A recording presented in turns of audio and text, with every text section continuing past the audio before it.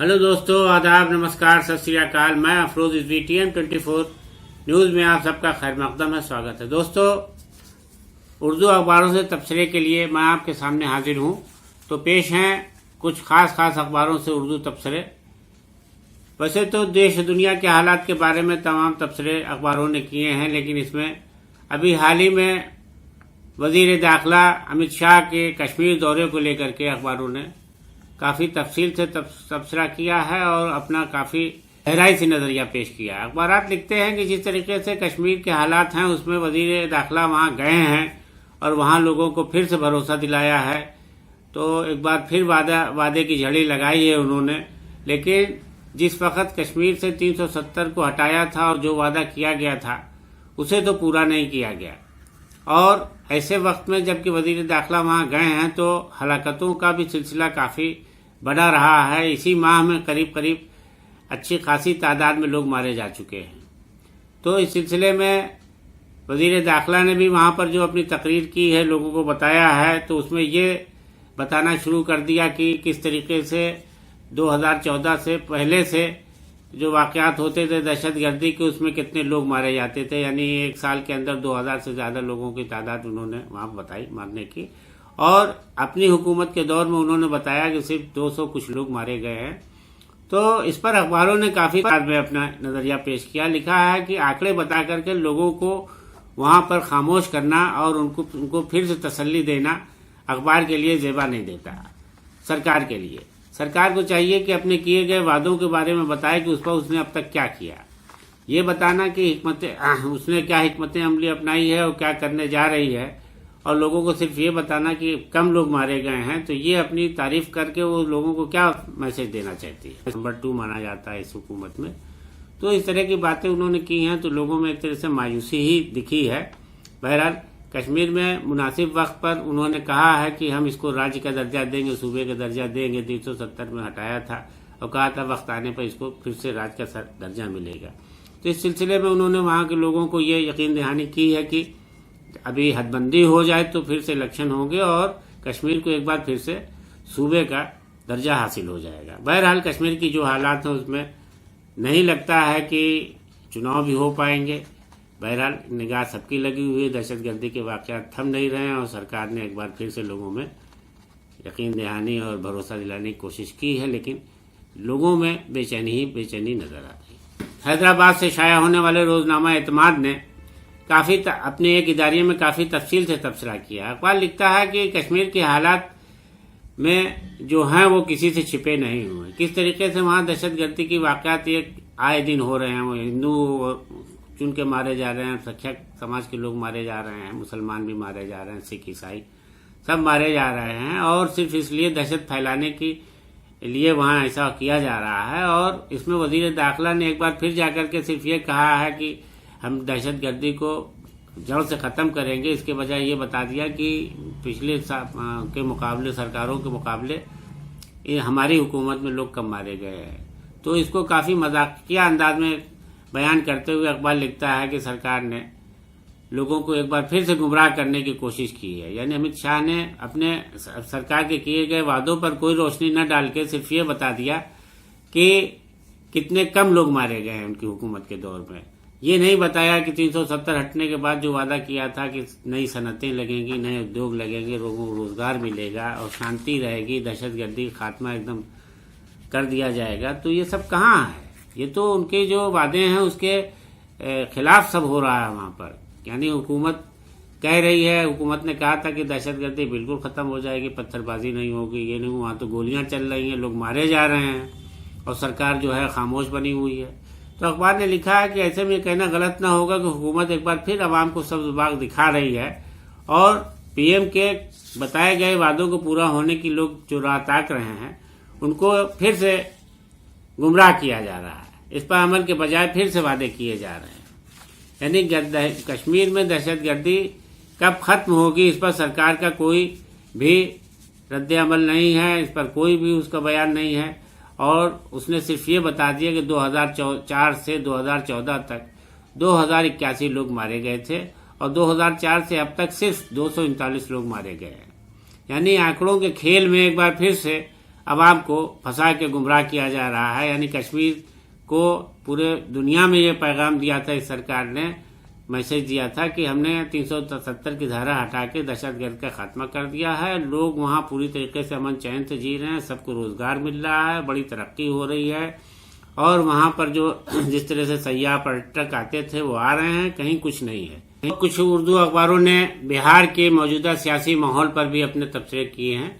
अखबार ने बिहार के सियासी हालात को लेकर के जो तबसरा किया है, उसमें लालू प्रसाद यादव को लेकर के, यानी राजद नेता, राष्ट्रीय जनता दल के नेता लालू प्रसाद यादव के नजरिए को लेकर के, सियासी नजरिए को लेकर के ये तबसरा करते हुए लिखा है कि इस बार जब वो आए हैं जेल से बाहर और वहाँ बिहार में अपने सियासी हलके में वहाँ पर लोगों के मिले हैं, तो उनके तेवर काफी बदले हुए नजर आए।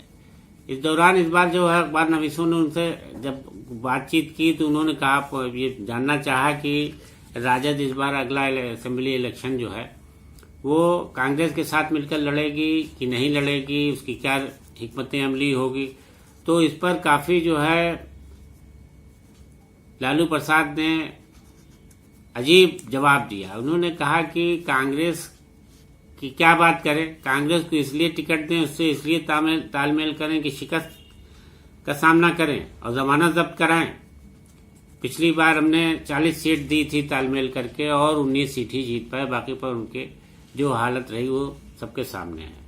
तो इस तरह से लालू प्रसाद यादव ने जो है कांग्रेस को काफी जो है हल्के में लेते हुए ये नजरिया जाहिर किया है कि आइंदा इलेक्शन में वो कांग्रेस के साथ कहीं तालमेल नहीं करेगी, यानी कांग्रेस को अपने ही बल पर चुनाव लड़ना पड़ेगा। खैर ये अभी तो वक्त भी है कि आने वाले वक्त में खुद लालू अपने इस बयान पर कायम रहेंगे कि नहीं रहेंगे, उनका क्या रद्द अमल आगे चल के होगा कि फिर से वो हाथ मिलाएं कांग्रेस से और फिर मिलकर लड़ने की बात करें।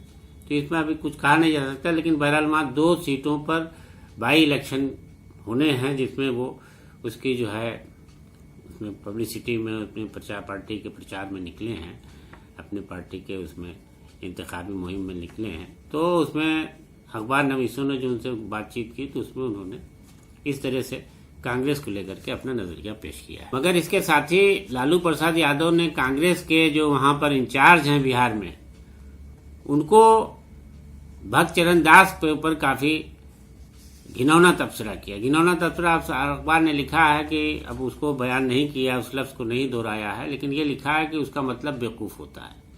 यानी उन्होंने भक्त चरण जो कांग्रेस के वहां पर इंचार्ज हैं, उनके किसी बयान को लेकर उनको कहा कि वो बिल्कुल बेवकूफ टाइप के आदमी हैं और काफी उनके खिलाफ ऐसी बातें और की हैं जिससे कि कांग्रेस पार्टी ने और खुद बीजेपी ने भी लालू प्रसाद को निशाने पर लिया है। कांग्रेस पार्टी ने कहा है कि भक्त चरण जो है वो दलित समाज से आते हैं और ऐसा लगता है कि दबे कुचलों को अब लालू प्रसाद पसंद नहीं करते। यानी एकदम से सियासत को घुमा दिया है कांग्रेस ने लालू के खिलाफ कि लालू ने तो सिर्फ उन पर तबसरा किया था, उस तबसरे को उन्होंने पूरी जात से जोड़ करके, दलित समाज से जोड़ करके बयान करना शुरू कर दिया। पार्टी के एमएलए शकील अहमद ने कहा कि उनको सिर्फ भक्त चरण दास से ही नहीं माफी मांगनी चाहिए बल्कि पूरे दलित समाज से माफी मांगनी चाहिए। और ये बात वहां कांग्रेस के जो तर्जुमान हैं बिहार के, उन्होंने भी ये बात कही है, असीत तिवारी ने, कि लालू प्रसाद को, यादव को अपने बयान को वापस लेना चाहिए और उनको पूरी बिरादरी से माफी मांगना चाहिए, दलित बिरादरी से। उन्होंने जो तबसरा किया है वो बिल्कुल जायज नहीं है पूरे दलित समाज का उन्होंने। तो बहरहाल इस तरीके से उनको लेकर के अब नई सियासत शुरू हो गई लालू के बयान से। लालू ने तो कांग्रेस की ही सिर्फ बताई थी बात, लेकिन उनके इंचार्ज के बारे में जो कह दिया, भक्त चरण दास के बारे में कि वो बेवकूफ हैं, तो उसको लेकर के अब नई सियासत शुरू हो गई है। और बीजेपी के तर्जुमान निखिल आनंद ने इस पूरे एपिसोड में, यानी पूरे सिनेरियो में ये बात कही कि असल में लालू प्रसाद इसलिए मायूस हैं कांग्रेस से कि उन्हें काफी दिनों कांग्रेस की ही वजह से जेल में रहना पड़ा। यानी कांग्रेस के दौरे हुकूमत में चारे घोटाले में वो फंसे थे और कांग्रेस ने ही उनके खिलाफ कार्रवाई की थी। बहरहाल इस बार कांग्रेस का और राजद से तालमेल होता तो दिख नहीं रहा फिलहाल, और जदयू भी जो है फिलहाल भाजपा के खेमे में है। अब आगे आने वाले वक्त में क्या होगा, कौन किधर होगा और कौन किससे तालमेल करेगा, इस पर तो बहरहाल सभी की निगाहें लगी हुई हैं। और अब कुछ बैरूनी ममालिक से खबरों पर तबसरा, यानी इंटरनेशनल खबरों को लेकर जो अखबारों ने तबसरा किया है, कुछ उन पर भी रोशनी डालते हैं। इस सिलसिले में मॉस्को से खबर जारी की गई है, जिसमें तालिबान को दहशतगर्दी की फहरिस्त से निकाले जाने को लेकर के रूसी सदर पुतिन ने अपना एक बयान जारी किया इस माह। तो उसको लेकर के तालिबानी हुकूमत के तर्जुमान ने इसकी बड़ी तारीफ की है और कहा है कि सारी दुनिया को अपना नजरिया तालिबान में के लिए बदलते हुए रूसी सदर की तरह से अपनी सोच बनानी चाहिए, ताकि तालिबानी हुकूमत पूरी दुनिया में एक अच्छी शक्ल में, अच्छी हुकूमत की शक्ल में जानी जाए। और तालिबान ने रूसी सदर की बहुत तारीफ करते हुए कहा है कि उनकी सोच जो है यकीनन हमारी उस कोशिश की कामयाबी की एक बड़ी निशानी है जो हम दुनिया के सामने लाना चाहते हैं कि हम अब आवाम के हक के लिए ही सरकार चलाएंगे और पूरी दुनिया में एक मिसाल कायम करेंगे। बहरहाल अफगानिस्तान के वजारत खारजा ने इस बयान में तारीफ करते हुए दुनिया के सारे मुल्क से अपील की है कि वो अपने रवैये में तब्दीली लाए और पुतिन की सोच की तरह से तालिबान को स्वीकार करे, कबूल करे और दहशतगर्दी की फहरिस्त से उसको बाहर निकाले। याद रहे कि इस माह पुतिन ने कहा था कि तालिबान को दहशतगर्दी की फहरिस्त से निकाले जाने के लिए सलामती काउंसिल को कदम उठाना चाहिए, यानी इस बारे में सलामती काउंसिल को अपना फैसला सुनाना चाहिए, ताकि जो है तालिबान से जो बात कही जा रही है कि वो इंसानी हुकूक की पासदारी करे और लोगों को उनका हक मिले, तो वो इसके बगैर मुमकिन नज़र नहीं आएगा, क्योंकि दोनों बातें नहीं चल पाएंगी कि उसको दहशतगर्दी की सूची में भी डाल के बात की जाए और तरह तरह के उसके बारे में नज़रिया बनाया जाए। इसलिए उसको हटा करके दहशतगर्दी की सूची से तालिबान को एक मौका दिया जाना चाहिए। बहरहाल पुतिन ने अपना जो नज़रिया पेश किया उसको लेकर तालिबानी हुकूमत ने उनकी बेइंतहा तारीफ की है। और इसके अलावा पाकिस्तान में महंगाई की मार से लोग बेइंतहा परेशान हैं, क्या गरीब क्या अमीर, हर आदमी की कमर टूट गई है। इस सिलसिले में नेशनल असेंबली में हज़ब मुखालिफ अपोजिशन लीडर शहबाज शरीफ ने इस बात के लिए इमरान खान की काफ़ी खिंचाई की है और कहा है कि अगर हमने इस सरकार को नहीं हटाया तो लोग महंगाई और गुर्बत के आलम में दम तोड़ देंगे और इमरान खान ऐश करते रहेंगे। शहबाज खान ने पूरी असेंबली में इस बारे में ज़बरदस्त कहा है कि अब इस सरकार को रहने का कोई जवाब नहीं है, कोई औचित्य नहीं है, इसे हट जाना चाहिए, नहीं तो इसकी पैकिंग की तैयारी खुद आवाम को करने की तैयारी में जुट जाना चाहिए। यानी इस सरकार को हटाने की बर्खास्त करने के लिए अब आवाम को सड़कों पर उतरना चाहिए। अगर इसमें देर हुई तो ये बहुत बड़ी नाइंसाफ़ी होगी, क्योंकि गरीब ही नहीं, सफ़ेद पोश मुलाजमत करने वाले लोग भी बेइंतहा परेशान हैं। और पाकिस्तान में जो माली बहरान यानी इक़्तिसादी हालात हैं, उसमें कोई भी आदमी जो है 2 वक्त की रोटी भी ठीक से नहीं गुजर हो पा रही उसकी। तो इस सिलसिले में सरकार भी बेदार नहीं हो रही है। तो उन्होंने आवाम से अपील की है कि वो सड़कों पर उतरे और मौजूदा सरकार के खिलाफ मुहिम चलाए, ताकि इस सरकार से आज़ादी मिल सके। और आज़ादी मिलने का यही एक रास्ता है कि उसके खिलाफ अब एहतजाज और बड़े एजिटेशन की तैयारी की जाए। तो दोस्तों, अब अपने तबसरे के सफ़रनामे को यहीं ख़त्म करते हैं। दीजिए इजाज़त। आदाब। खुदा हाफिज़।